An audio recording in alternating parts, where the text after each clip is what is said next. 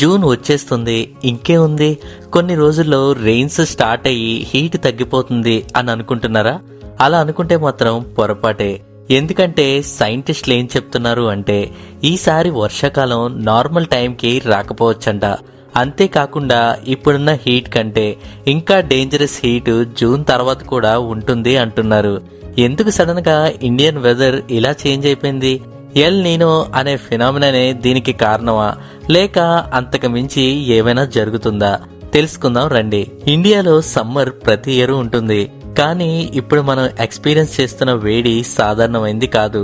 ఎందుకంటే మోస్ట్లీ అన్ని సిటీస్ లో టెంపరేచర్ 45 డిగ్రీలు పైనే ఉంది.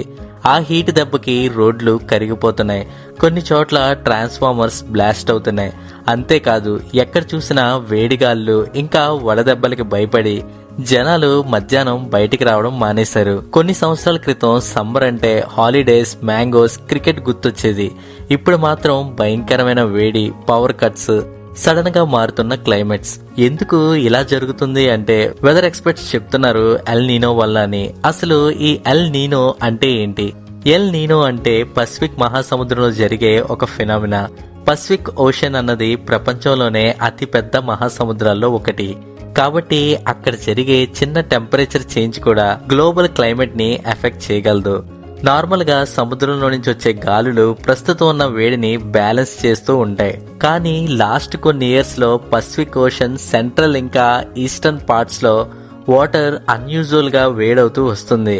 అదే ఎల్ నీనో. స్పానిష్ లాంగ్వేజ్ లో లిటిల్ బాయ్ అని దీని అర్థం. ఇది చాలా పవర్ఫుల్ ఫెనామినా. ఈ మహాసముద్రంలో హీట్ పెరగడం వల్ల గ్లోబల్ విండ్ ప్యాటర్న్స్ డిస్టర్బ్ అవుతున్నాయి. దానివల్ల కొన్ని దేశాల్లో వరదలు వస్తాయి, మరికొన్ని దేశాల్లో అసలు వర్షాలే పడవు. మన ఇండియాలో మాత్రం గట్టి ఎండలు, ఇంకా వర్షాకాలం లేటుగా వచ్చే ఛాన్సెస్ ఉన్నాయి. అందుకే ఈ ఎల్ నీనో ఫెనామినా జరుగుతున్న సంవత్సరాల్లో ఇండియాలో డేంజరస్ టెంపరేచర్స్ నమోదవుతూ ఉంటాయి. ఇంకా ఈ భయంకరమైన హీట్ వేవ్స్ అంటే మనం చూస్తున్న రెగ్యులర్ ఎండలు కాదు. ఒక ఏరియాలో నార్మల్ టెంపరేచర్ కన్నా చాలా ఎక్కువ హీట్ కంటిన్యూస్ గా కొన్ని రోజుల పాటు ఉంటే దానిని హీట్ వేవ్స్ అంటారు. ఉదాహరణకి రెగ్యులర్ గా 35 డిగ్రీస్ ఉండే సిటీ సడన్ గా 46 డిగ్రీస్ కి వెళ్తే అది డేంజరస్ కేటగిరీలోకి వస్తుంది. ఈ సిచ్యువేషన్ లో బాడీలో ఉన్న నేచురల్ కూలింగ్ సిస్టమ్ ప్రెషర్ లో పడతాయి. స్వెట్టింగ్ ద్వారా బాడీ హీట్ ని బయటికి పంపించడానికి ట్రై చేస్తుంది. కానీ బయట టెంపరేచర్ ఎక్కువ ఉంటే డీహైడ్రేషన్ ఫాస్ట్ గా జరుగుతుంది. దానివల్లే హెడ్ ఏక్స్, కళ్ళు తిరుగుతున్నట్టు ఉండడం, ఇంకా సన్ స్ట్రోక్స్ లాంటి ప్రాబ్లమ్స్ కామన్ గా వస్తూ ఉంటాయి. పెద్ద వయసు వాళ్ళు, పిల్లలు, ఇంకా వర్కర్స్ కి రిస్క్ ఎక్కువగా ఉంటుంది. ఇండియాలో ఎస్పెషల్లీ రాజస్థాన్, ఢిల్లీ, తెలంగాణ, ఆంధ్రప్రదేశ్, మహారాష్ట్ర లాంటి స్టేట్స్ లో ఈ హీట్ వేవ్స్ ఎక్కువగా కనిపిస్తాయి. ఆంధ్రప్రదేశ్ ఇంకా రాయలసీమ ఏరియాస్ లో కర్నూలు, అనంతపూర్, కడపలో ప్రతి సంవత్సరం గట్టి ఎండలు చూస్తున్నాం. ఇంకా కోస్టల్ ఆంధ్రాలో హ్యూమిడిటీ ఎక్కువ ఉండడం వల్ల హీట్ చాలా చిరాగ్గా అనిపిస్తూ ఉంటుంది. ఇంకా హైదరాబాద్ లాంటి సిటీస్ లో రాత్రి కూడా హీట్ అస్సలు తగ్గడం లేదు. దీనికి రీజన్ అర్బనైజేషన్ అనుకోండి. అంటే కొంతకాలం క్రితం సిటీస్ లో ట్రీస్, లేక్స్, ఓపెన్ ల్యాండ్స్ ఎక్కువ ఉండేవి. ఇప్పుడు ఎక్కడ చూసినా కన్స్ట్రక్షన్స్, రోడ్స్, వెహికల్స్ ఇవే కనిపిస్తున్నాయి. బేసికల్ గా కాంక్రీట్స్ కూడా సన్లైట్ ని అబ్జర్వ్ చేసి నైట్ వరకు హీట్ ని అలా ఉంచుతూ ఉంటాయి. అందువల్లే సిటీస్ లో ఉండే వేడి విలేజెస్ లో ఉండే వేడి కంటే ఎక్కువగా ఉంటుంది. ఇంకా పెద్ద సమస్య ఏంటి అంటే అడవుల్ని నరికివేయడం. దీనివల్ల క్లైమేట్ ఇన్బ్యాలెన్స్ అవుతుంది. మనకు తెలుసు ట్రీస్ నేచురల్ గా కూలింగ్ సిస్టమ్ లాగా పనిచేస్తాయని.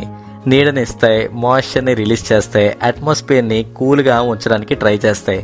కానీ మనం తరచూ ఈ అడవుల్ని నరికేస్తూ పోవడం వల్ల డైరెక్ట్ సన్లైట్ ఇంపాక్ట్ పెరిగిపోయింది. డెవలప్మెంట్ పేరుతో మనమే నాశనం చేసుకుంటున్నాం.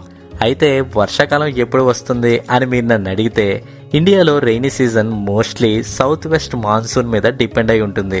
యూజువల్ గా జూన్ స్టార్టింగ్ లో కేరళ కోస్ట్ ని టచ్ చేసి మాన్సూన్ ఇండియా మొత్తం స్ప్రెడ్ అవుతుంది. కానీ ఎల్ నీనో ఇయర్స్ లో మాన్సూన్ వీక్ అవ్వచ్చు, రెయిన్స్ లేట్ గా రావచ్చు, కొన్ని ఏరియాస్ లో వర్షపాతం తక్కువగా ఉండొచ్చంట. కాబట్టి మై డియర్ ఫ్రెండ్స్, పిల్లల్ని, పెద్దవాళ్ళని ఎండలోకి పెద్దగా పంపకండి.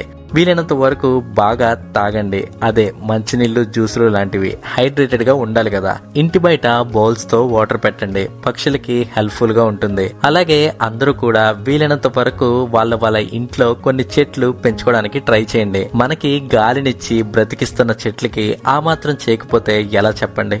సో ఇది ఫ్రెండ్స్ ఈ వీడియో. మీకు ఈ వీడియో నచ్చితే please do like, share and subscribe my channel. మరిన్ని వీడియోస్ తో మళ్ళీ కలుద్దాం. అంతవరకు సెలవు, టాటా, బై బై.